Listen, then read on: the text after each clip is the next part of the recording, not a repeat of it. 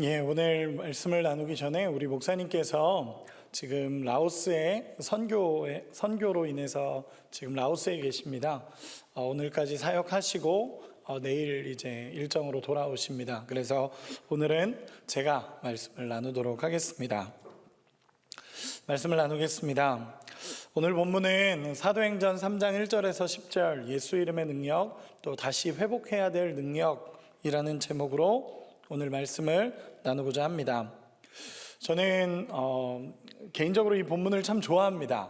개인적으로 참 좋아하는 본문이고, 예전에 수요예배 때도 한번 이 말씀을 나눴었고, 또 담임 목사님께서도 몇 주 전에 이 말씀으로 같이 말씀을 전해 주셨었습니다. 저도 이 본문을 개인적으로 좋아하는데, 제가 신학과 4학년 대학교 다닐 때 학교에서 MT를 갔었습니다. 근데 제가 신학생이다 보니까 신학교에서는 MT를 가면 예배를 드립니다. 근데 예배를 드리는데 그 예배에서 전해졌던 말씀이 이 말씀이었습니다. 예수 이름의 능력. 근데 그때 이 말씀을 들으면서 제 개인적으로는 참 많은 변화를 주었던 말씀이 이 말씀이었습니다. 왜냐하면 내가 그동안에 살아오면서 변해왔던 모든 것들, 살면서 경험했던 은혜들이 예수 이름의 능력이었구나, 그 이름 안에서 경험되는 능력이구나라는 것을 깊게 깨닫게 되면서 제 인생에 변화들이 일어났던 그 본문이 오늘 말씀입니다. 저는 이 말씀을 여러분과 나누면서 같은 기대를 해봅니다. 하나님께서 여러분들의 삶에 정말 예수 이름의 능력이 새겨지기를 간절히 소망합니다. 여러분, 예수 이름의 능력은 쉽게 표현해서 다시 살리는 능력입니다. 죽어졌던 모든 것을 살리게 하시고, 무너졌던 모든 자리에서 회복을 주시고, 정말 죽어가는 모든 것이 다시 회복되어지는 은혜, 다시 살아나게 하시는 은혜가 예수 이름의 능력입니다. 요한복음 5장 24절에 보면 나 보내신 자를 믿는 자는 영생을 얻었고 심판에 이르지 아니하나니 이는 사망에서 생명으로 옮겼느니라 라고 기록합니다. 즉 예수 이름 안에 있는 자는 사망에서 생명으로 옮겼다라고 성경은 분명하게 기록하고 있다라는 것입니다. 오늘 본문 사도행전 3장 말씀을 전하기 전에 이 사도행전 3장을 정확하게 이해하기 위해서는 배경적인 게 필요한데, 그 말씀이 뭐냐면 사도행전 2장에서 일어났던 역사들입니다. 사도행전 2장에서 어떤 일이 벌어지냐면 예수님께서 부활 후 승천하시면서 내가 가면 성령이 오실 거다라고 말씀하셨습니다. 그리고 사도행전 2장에서 성령께서 오셨습니다. 그리고 오순절 정말 뜨거운 성령의 역사가 일어나고, 그 성령의 역사가 일어남으로 인해서 거기 모인 많은 사람들 안에 살아계신 하나님의 은혜가 경험되기 시작했습니다. 그리고 거기 있던 이 베드로가 사도행전 2장 마지막쯤에 보면 설교를 했는데 그 설교를 듣고 3,000명의 사람들이 돌아오기 시작합니다. 회개하고 돌아오기 시작하고, 그러면서 교회가 세워졌습니다. 즉 성령의 역사가 일어나고 나니까 교회가 세워지기 시작했고, 죽어갔던 사람들이 돌아오기 시작했고, 다시 생명의 역사가 막 일어나기 시작한 것입니다. 그게 사도행전 2장의 역사입니다. 그리고 나서 오늘 본문으로 넘어오면서 처음으로 성령의 역사가 일어난 이후에 나타나는 기적들입니다. 성령의 역사가 일어나고 난 이후에 기적적인 역사들이 막 일어나기 시작하는데, 그게 첫 번째 일어난 기적이 오늘 본문에 나타난 이야기입니다. 여러분, 오늘 본문으로 이제 들어가서 오늘 본문을 보면 이제 안진뱅이와 베드로와 요한의 이야기가 나옵니다. 먼저 1절 우리 같이 한 번만 읽어보도록 하겠습니다. 같이 읽겠습니다. 제9시 기도 시간에 베드로와 요한이 성전에 올라갈새. 아멘. 2장에서 성령의 은혜를 경험하고 난 베드로와 요한은 늘 기도의 시간을 지키며 기도하는 자리로 올라갑니다. 제9시 기도 시간이라는 것은 우리나라 시간에서 6시간을 더하면 되는데, 이스라엘 시간으로 오후 3시 정도에 기도의 시간을 지키며 성전으로 올라가고 있는 베드로와 요한입니다. 저는 이 장면을 보면서 참 재밌다라고 느낀 것이 뭐냐면, 여러분 복음서에서 베드로가 기도했다라는 장면이 있었나요? 맨날 기도하다 혼나고 기도하다 졸고 그랬다 혼나고 이랬던 게 베드로의 모습입니다. 그런데 성령이 역사하시고 성령이 임하시고 나니까 베드로가 기도하기 시작하는 겁니다. 기도의 자리를 찾고 기도의 은혜를 찾고 기도하는 시간을 찾아서 기도의 자리로 나가는 모습이 나타납니다. 그리고 2절에 보면 이 베드로와 요한과 다르게 이제 안진뱅이의 모습이 나타납니다. 2절 같이 한번 읽겠습니다. 나면서 못 걷게 된 이를 사람들이 메고 오니 이는 성전에 들어가는 사람들에게 구걸하기 위하여 날마다 미문이라는 성전문에 두는 자라. 아멘. 오늘 본문에 등장하는 사람은 나면서부터 안진뱅이였던 사람입니다. 즉 태어나면서부터 한 번도 걸어본 적이 없는 사람이 등장합니다. 여러분, 인생의 가장 밑바닥의 사람이죠. 그리고 이 사람은 혼자서는 경제적인 능력을 할 수가 없어서 사람들이 그 사람을 메고 와서 성전 문 앞에 두는 자입니다. 그래서 거기서라도 구걸하면서 살라고 사람들이 불쌍히 여겨서 거기에다 두는 자입니다. 여러분, 정말 인생의 밑바닥을 살아가고 있는 사람입니다. 거기다 더해져서 여러분, 나면서부터 안진뱅이라는 것은요, 그 당시 하나님을 믿는 사람들에게 있어서는 정말 저주받은 자라는 인식이 있었습니다. 하나님이 당신을 저주했기 때문에 태어나면서부터 안진뱅이로 태어난 거야. 이건 분명히 너의 부모의 잘못이든지 너의 죄든지, 그래서 어쨌든 하나님이 저주했고 하나님이 너를 외면했기 때문에 이 모습으로 태어난 거야 라는 종교적인 인식들이 그들에게 있었습니다. 그러다 보니까 이 안진뱅이 역시 나는 하나님 앞에 저주받은 자라는 인식이 너무 강한 사람입니다. 하나님은 나를 사랑하지 않고 하나님은 나를 버렸고 하나님도 나를 외면한다 라고 생각했던 사람이 이 안진뱅이입니다. 여러분, 모두가 성전에 예배드리러 오는 자리입니다. 그렇죠? 성전에 예배드리러 오는데 그 안진뱅이는 구걸하기 위해 그 자리에 있습니다. 그것도 성전 미문이라고 오늘 본문에 표현을 하는데, 이 미문이라는 문이 어떤 문이냐면 뷰티풀 게이트라고 해서 영어로 굉장히 아름답게 꾸며놓은 문입니다. 높이가 한 23m, 기록에 의하면 23m 되는 문으로 가장 화려하게 만든 문이라고 합니다. 그리고 거기는 이제 성전에는 문마다 들어가는 입장하는 사람들이 다릅니다. 뭐 제사장이 들어가는 문도 있고 양문이라고 해서 양들, 제물들이 들어가는 문도 있습니다. 근데 이 미문이라는 곳은 모두가 들어갈 수 있는 문입니다. 그러다 보니까 수많은 사람들이 왔다 갔다 하는 곳에 이 안진뱅이가 앉아 있는 겁니다. 안진뱅이 입장에서는 가장 좋은 몫이죠. 어쩌면 구걸하는 사람들에게 있어서는 가장 좋은 자리에 거기에 앉아 있습니다. 그런데 저는 이 장면을 보면서 어떤 마음이 드냐면 이 시대의 모습과 비슷하다라는 생각을 하게 됩니다. 왜냐하면 성전에 예배드리러 오고 그 크신 하나님의 영광과 은혜를 경험하기를 소망하면서 살아가는 크리스천이 돼야 되는데, 여전히 예배의 자리에 나와 있기는 하지만 하나님의 영광과 은혜를 구하는 것이 아니라 내 필요와 내 뜻을 구하는 이 시대의 모습과도 비슷한 장면이다라는 생각을 하게 됩니다. 여러분, 어쨌든 안진뱅이는 이 자리에 있습니다. 영원한 생명을 주실 수 있는 하나님 앞에 드리는 예배의 성전 앞에서 그는 물질을 구하고 있는 한 사람입니다. 그리고 나서 오늘 본문 4절을 읽어보도록 하겠습니다. 우리 4절 같이 읽겠습니다. 시작. 베드로가 요한과 더불어 주목하여 이르되 우리를 보라 하니. 아멘. 여러분, 베드로와 요한도 항상 가는 기도의 자리입니다. 늘 가는 자리입니다. 정해진 기도 시간이 있었기 때문에 늘 매일매일 왔다 갔다 하는 자리고, 이 안진뱅이 역시 그 자리에 매일 있는 사람입니다. 수없이 마주쳤을 거고 수없이 지나갔을 겁니다. 그런데 오늘 베드로와 요한의 눈에 이 안진뱅이가 보이는 겁니다. 오늘 지나가는 길에 이 안진뱅이가 보이는 겁니다.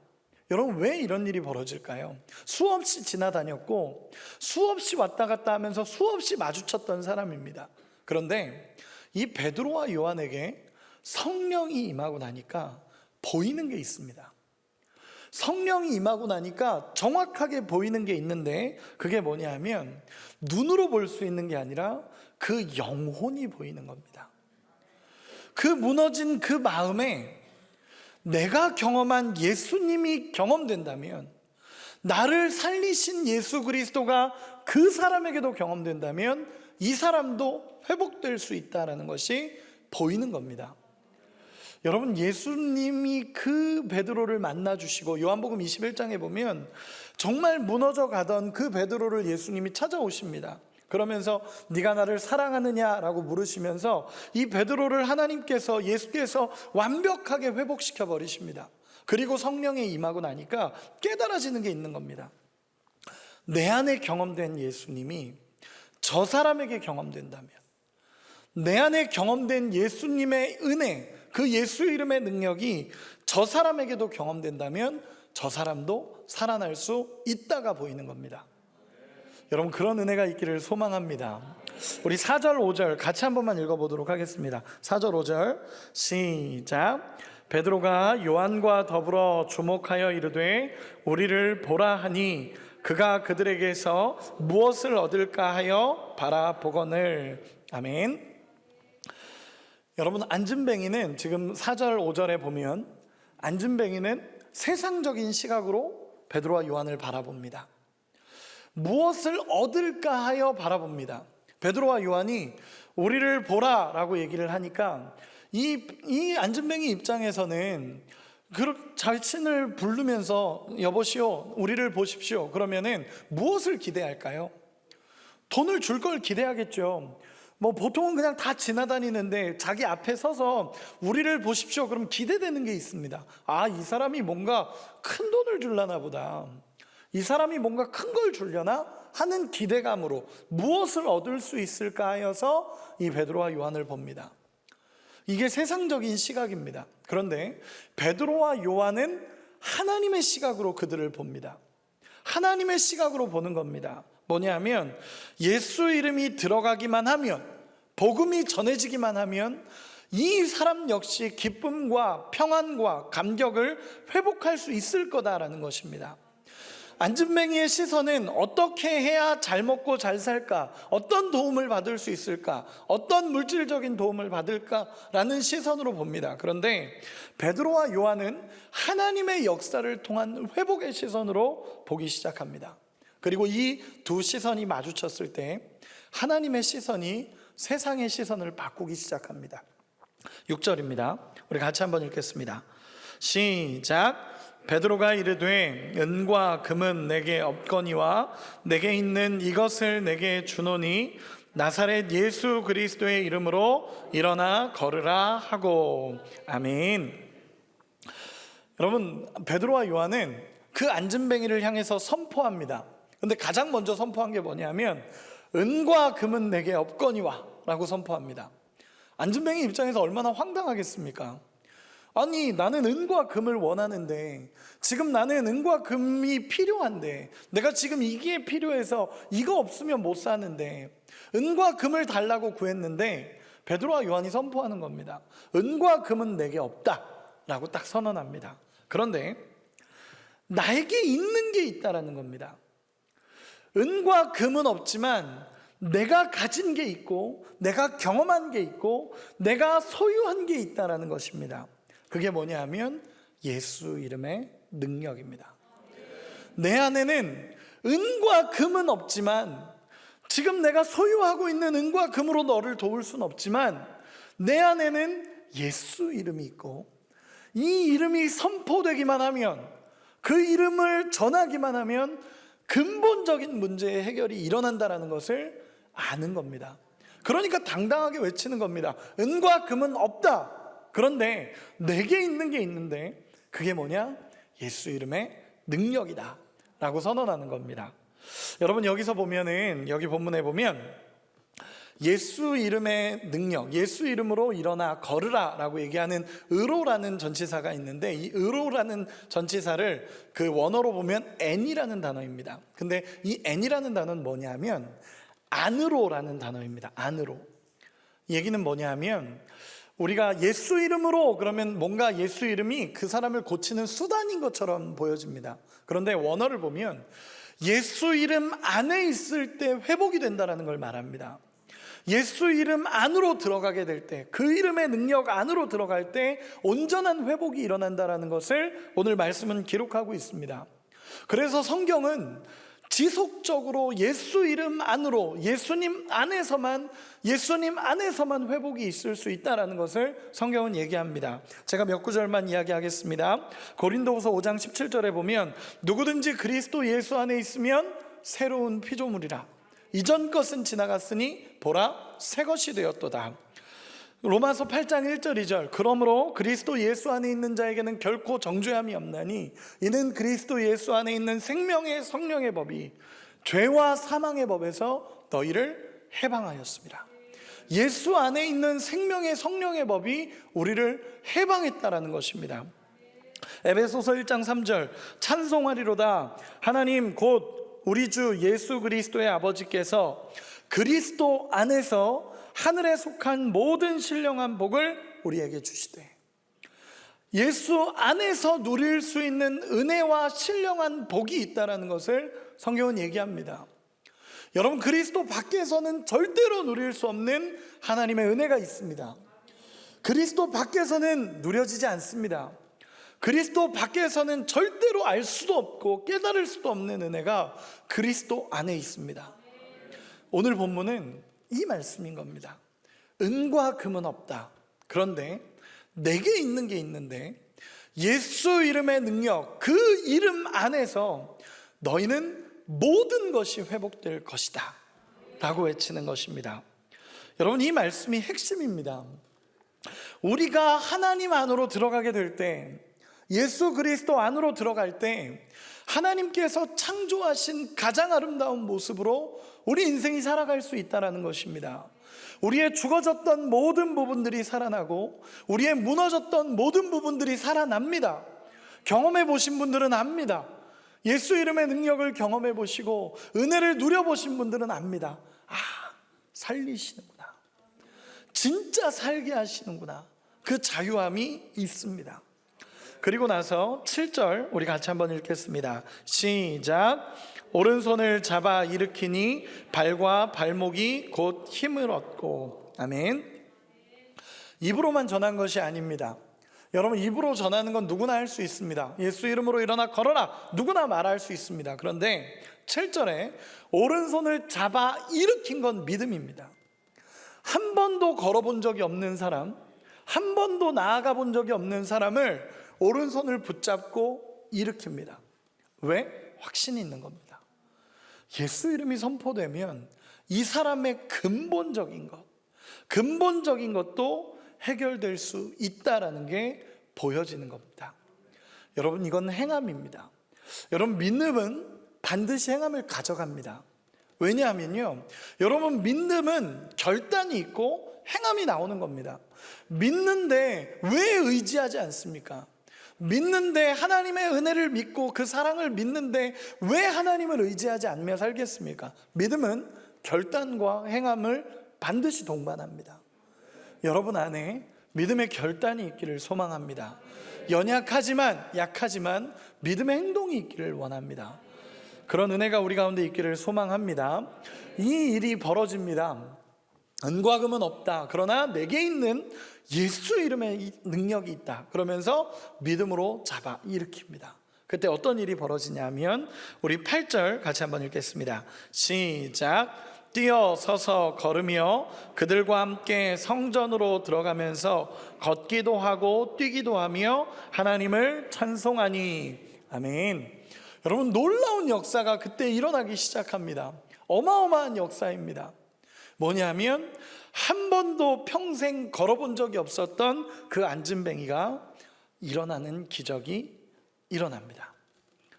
예수 이름이 선포된 자리에 역사된 하나님의 회복입니다. 예수 이름에는 모든 것을 회복시키는 능력이 있습니다. 여러분, 앉은뱅이는요, 한 번도 기대해 본 적이 없는 겁니다. 한 번도 내가 일어난다라는 기대감을 해본 적이 없습니다.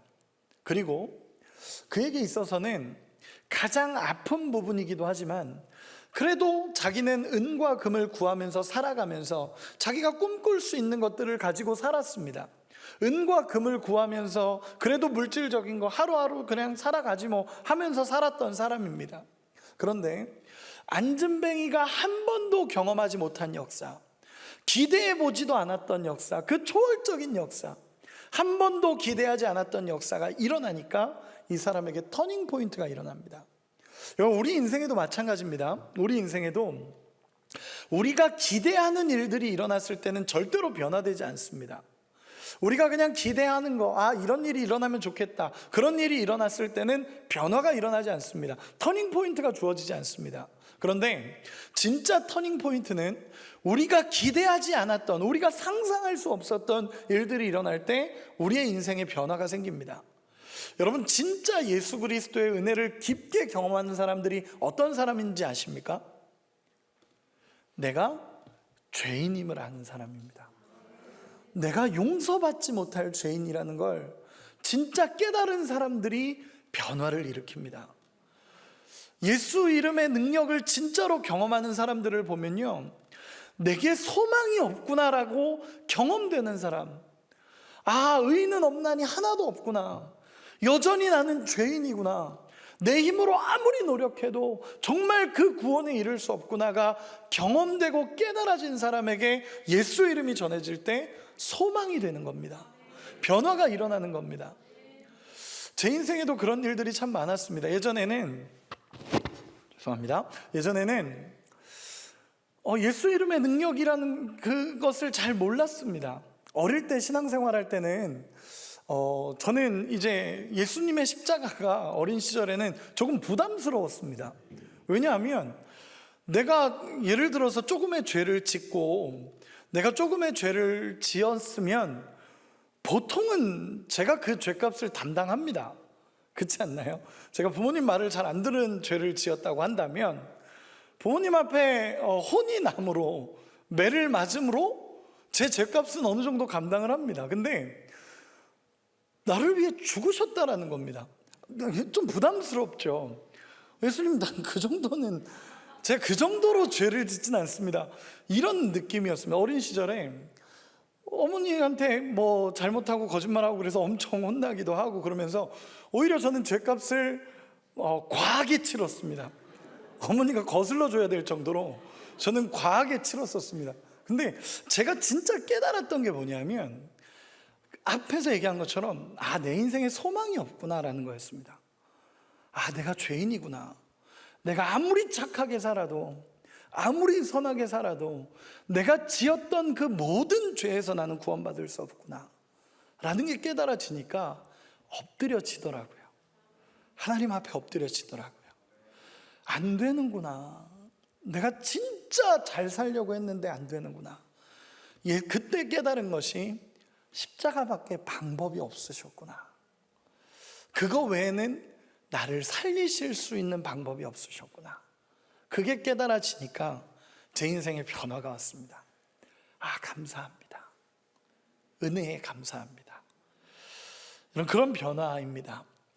이 안진뱅이 인생에서 한 번도 꿈꿔본 적이 없습니다. 하나님은 나를 저주했고, 하나님은 나를 버렸고, 하나님은 나를 외면했고, 태어나면서부터 한 번도 걸어본 적 없는 인생. 하나님은 나를 모른다 하신다. 하나님은 나한테 관심 없어 라고 했던 인생인데, 오늘 예수 이름이 선포되는 자리에 자신이 선 겁니다. 그리고 그 이름이 선포되고 나서 이 처음으로 한 번도 경험하지 못했던 하나님의 은혜의 역사가 경험됩니다. 그러니까 일어나는 반응, 8절 제가 읽겠습니다. 뛰어 서서 걸으며 그들과 함께 성전으로 들어가면서 걷기도 하고 뛰기도 하며 하나님을 찬송하니. 여러분, 은혜를 경험한 자의 반응이 뭔지 아십니까? 찬송입니다. 찬양입니다. 오늘 우리 찬양팀도 성가대도 예수님의 이름을 찬양하는 이 찬양들이 참 마음의 감격으로 다가옵니다. 은혜를 받은 자의 경험, 은혜를 받은 자의 정말 반응은 하나님 감사합니다. 하나님 감사합니다. 하나님 영광 돌립니다. 주님밖에 없습니다. 주님이 나의 모든 것입니다. 라는 반응이 자연스럽게 터져 나옵니다. 우리 인생에 하나님의 은혜를 경험했다면 우리 안에 터져 나와야 될 반응들이 있습니다. 하나님 감사합니다. 하나님 나를 살리셨습니다. 하나님 은혜입니다. 라는 반응이 나와야 합니다. 복음이 경험된 곳에는 날마다 찬송과 감사가 있습니다. 그 은혜가 오늘도 우리 안에 경험되기를 소망합니다. 그리고 우리 입술에 날마다 찬양이 있다면, 감사가 있다면, 은혜가 있다면 하나님의 은혜를 누리고 계신 것입니다. 그런 은혜가 날마다 우리 가운데 누려지기를 소망합니다. 그리고 또 하나의 역사가 일어납니다. 9절 10절 우리 같이 한번 읽겠습니다. 시작. 모든 백성이 그 걷는 것과 하나님을 찬송함을 보고 그가 본래 성전 미문에 앉아 구걸하던 사람인 줄 알고 그에게 일어난 일로 인하여 심히 놀랍게 여기며 놀라니라. 아멘. 여러분, 사람들이 주목하기 시작합니다. 단순히 주목했다라는 표현이 아니라 여기서 놀랍게 여기며 놀라니라 라는 이 표현은 거룩한 두려움, 또 종교적인 경외함을 이야기합니다. 사람들이 하나님의 역사를 보는 겁니다. 사람들이 아니 저 사람은 정말 평생을 안진뱅이로 살았던 사람인데 지금 예수 이름의 능력이 일어나기 시작하니까 그 주변 사람들이 보기 시작하는 겁니다. 하나님 살아계시는구나. 오, 하나님이 살아계시는구나. 우와, 한 번도 일어난 적이 없는 매일 보던 인생, 매일 보던 저주받은 인생의 그 사람이 그 예수 이름의 능력으로 살아나는 현장을 그들이 보는 겁니다. 그러니까 종교적인 경외함, 하나님에 대한 경외함, 그리고 정말 하나님에 대한 올바른 반응들이 그들에게 나오기 시작합니다. 그러면서 정말 와, 하나님이 하시는구나 라는 게 보여지기 시작하는 겁니다. 여러분, 우리 인생에서 정말 예수님을 잘 믿기 시작하면요, 주변 사람들이 압니다. 혹시 여러분들 직장에서 여러분들이 예수님을 믿는 걸 모르고 있다, 혹시 아무도 모르게 믿고 있다, 여러분 안 됩니다. 티가 납니다. 예수 믿는 사람들은 티가 납니다. 그 안에 생명이 있기 때문입니다. 우리 옆 사람을 한 번만 보시기 바랍니다. 네, 웃으시는 건 다시 저를 보시기 바랍니다. 예, 웃으시는 건 올바른 반응은 아닌 것 같습니다.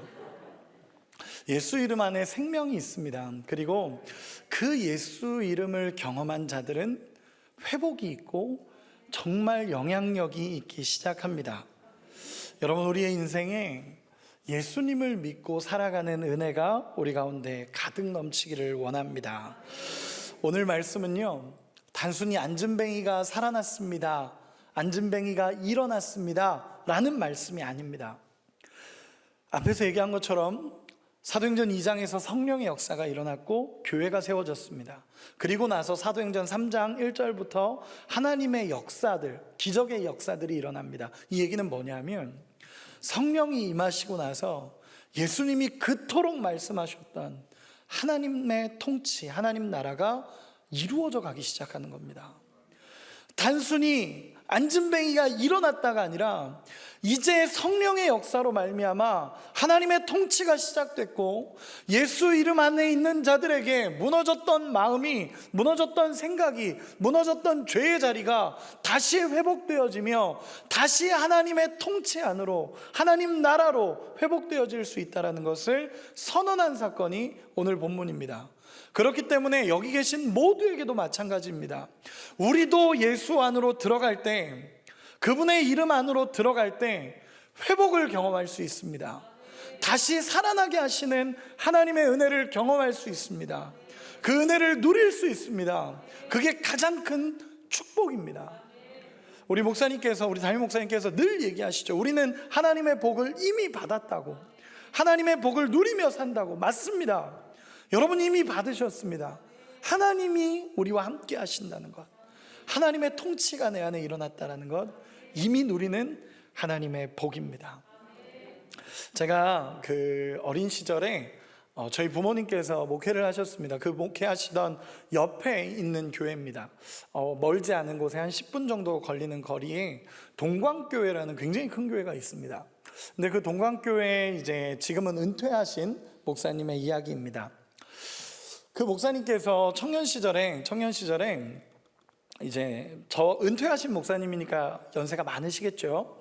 그 목사님 청년 시절에 시골에서 이제 교회를 다녔었는데, 시골에서 교회를 다니는 중에 매주 어떤 청년인데 자폐가 있는 청년이 매주 교회 문을 열고 들어와서 으아 하고 소리 지르면서 뛰어다녔다고 합니다, 예배 시간에.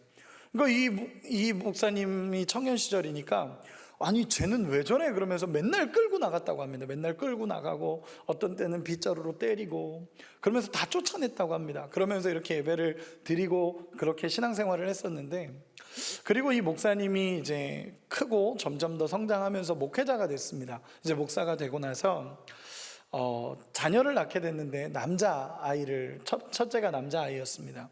그 남자아이는 지금은 이제 의사가 됐다라고 합니다. 지금은 의사가 됐고 굉장히 잘생긴 남자아이.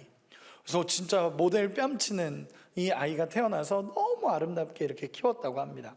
그리고 둘째가 태어났는데 둘째는 딸이었다고 합니다. 딸이 태어났습니다.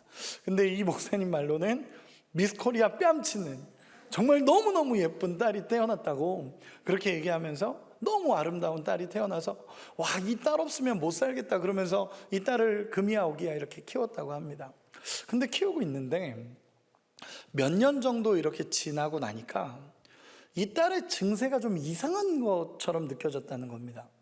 아니 얘가 왜 이러지? 라는 생각이 들어서 이 어린 시절에 딸 아이를 데리고 병원에 갔더니 병원에서 하는 얘기가 자폐가 심각합니다. 그때부터 이제 그 목사님 말로는 하늘이 무너져 내리는 것 같았다고 합니다. 이게 무슨 일인가? 왜 나에게 이런 일이 일어나는가? 하나님을 원망하기도 하고, 하나님 저한테 왜 이런 일이 일어납니까? 라고 하면서 그래도 이제 키워야지 하면서 잘 키우는데 이 아이가 너무 심각한 겁니다. 막 예배 시간에 돌아다니고 막 뛰어다니고 소리 지르고 막 난리가 나는 겁니다. 목사인데 목회를 해야 되는데 우리 아이 때문에 목회가 안 되는 겁니다. 그래서 이 목사님이 정말 울면서 기도하다가 안 되겠다, 정말 안 되겠다 하면서 결단한 게 어린 시절에 이 딸을 입양 보내야겠다라는 결단을 했다고 합니다. 참 아픈 결단이었습니다. 그 목사님도 기도하면서 결단했겠죠. 그리고 결단을 하고 나서 입양 보내는 과정, 이제 절차를 막 다 하면서 이제 외국으로 보내려고 입양 보내는 서류도 다 완료가 됐습니다. 그리고 나서 그 옛날이니까 편지가 왔다고 합니다. 편지로 이 서류에 사인하면 모든 절차가 마무리됩니다 라고 하면서 왔는데, 거기에 제일 위 타이틀에 딱 쓰여 있는 게 뭐냐면 친자 포기각서라는 거였다고 합니다. 친자 포기각서.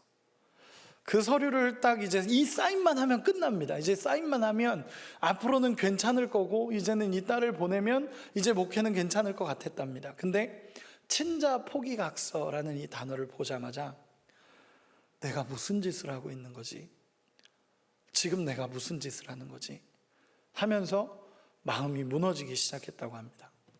그리고 그 목사님 말로는 평생 그렇게 오열해 본 적이 없을 정도로 하나님 앞에 오열하면서 하나님, 제가 잘못했습니다. 하나님, 제가 잘못했습니다. 오열하면서 하나님 앞에 울면서, 그런데 하나님, 제가 어떻게 살아야 합니까? 저는 목회자고 어떻게 살아야 합니까? 그러면서 펑펑 울면서 오열했다고 합니다. 그런데 그 오열하는 가운데 하나님의 성령이 임한 겁니다. 하나님의 은혜가 임하기 시작하는데 하나님이 나는 너를 포기하지 않았다라는 마음을 주시는 겁니다. 나는 너를 포기하지 않았고 나는 한 번도 너를 놓은 적이 없다라는 마음을 주시는 겁니다. 그때 깨달았습니다. 이 목사님이 그때 깨닫고 하나님, 내 목회 이런 것보다 하나님의 마음을 가진 사람이 되겠습니다 라는 결단을 가지고 그 아이를 키우는데 놀라운 일이 벌어진 게 아이가 그 불편함이 안 되는 겁니다. 아이의 인생이 바뀐 건 아니지만 이제는 그 불편함이 안 되고 성도를 보는데 하나님의 마음이 느껴지는 겁니다. 성도를 보는데 하나님이 한 번도 이 사람을 포기한 적이 없는데 내가 어떻게 이 사람을 포기하는가 라는 마음으로 성도가 보여줬다고 합니다. 그리고 그 목사님은 목회를 하셨습니다. 그러면서 깨달은 게 뭐냐면 그 옛날에 청년 시절에 자기가 자폐 아이를 그렇게 때리면서 쫓아냈던 그게 그렇게 깨달아지고 하나님 앞에 용서를 구하게 되고, 그러면서 지금 이 목사님은 강원도 쪽에서 자폐 아동 센터를 운영하고 계십니다.